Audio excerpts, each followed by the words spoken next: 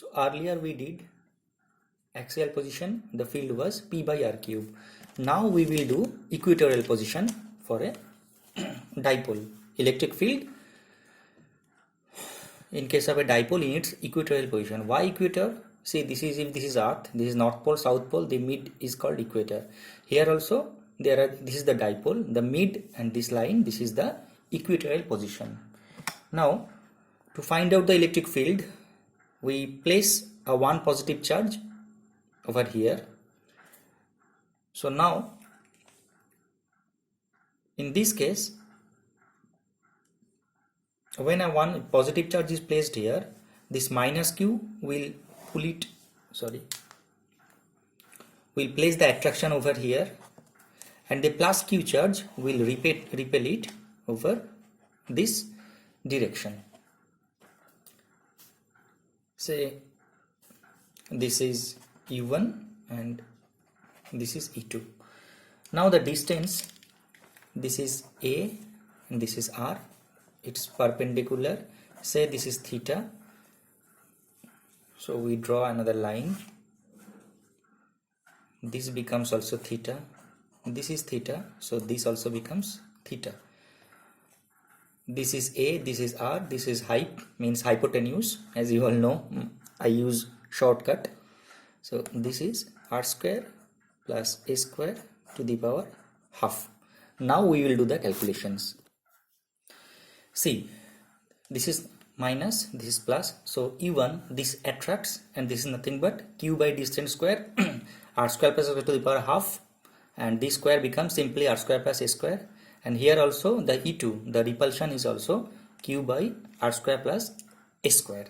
So the magnitude of the two electric field becomes same. So E1, mod of E1 is equal to mod of E2. Now we can break the electric field. So this is the dipole, again minus q plus q, this is the angle theta, this theta, this theta, this is theta, so this is also theta. Now if we can resolute the vector, so this is E cos theta and this part is E sin theta, the vertical part. So the repulsion part, this E sin theta, and the attraction part, this E sin theta, are diametrically opposite. So these two parts just cancel out, and only part survives is E cos theta from this side and this E cos theta from this side. So 2 E cos theta part survives. And since the modulus is same, we'll do the simple application. So actually the electric field will be E is equal to 2E1 cos theta. Now from this diagram, this is A, this is R. So cos theta is equal to A by R square plus A square to the power half from simple trigonometry. And we earlier obtained the value for E1. So effective field becomes very easy.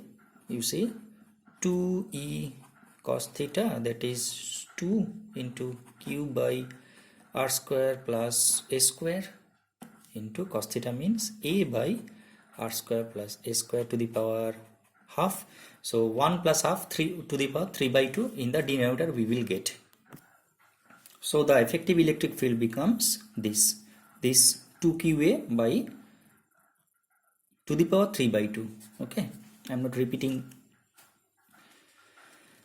number of times. So simply this becomes, this part is P, the dipole moment. So 1 by 4 pi epsilon naught P by, now see, if R is greater than this R, sorry, this should be R, this is R square plus A square to the power 3 by 2.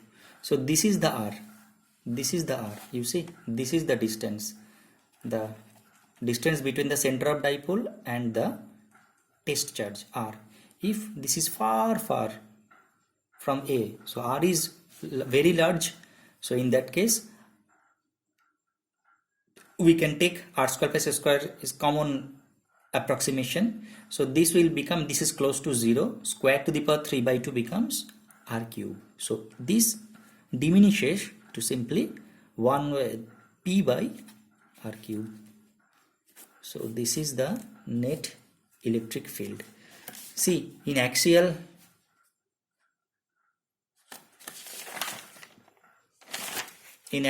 we obtained 2p by r cube. I made a small mistake in the start of the video. this had to be 2p by r cube in the axial position. See, in axial this is 2p by r cube, and in this equatorial position we get it is p by r cube. Okay, and now lastly, what will be the direction? See, this is the direction of the dipole moment. Here we can do it. So this is the direction of P, and see, this is the direction of effective electric field. This is the direction of effective electric field. So here E is opposite to the original dipole moment vector. So just this is a very quick revision again.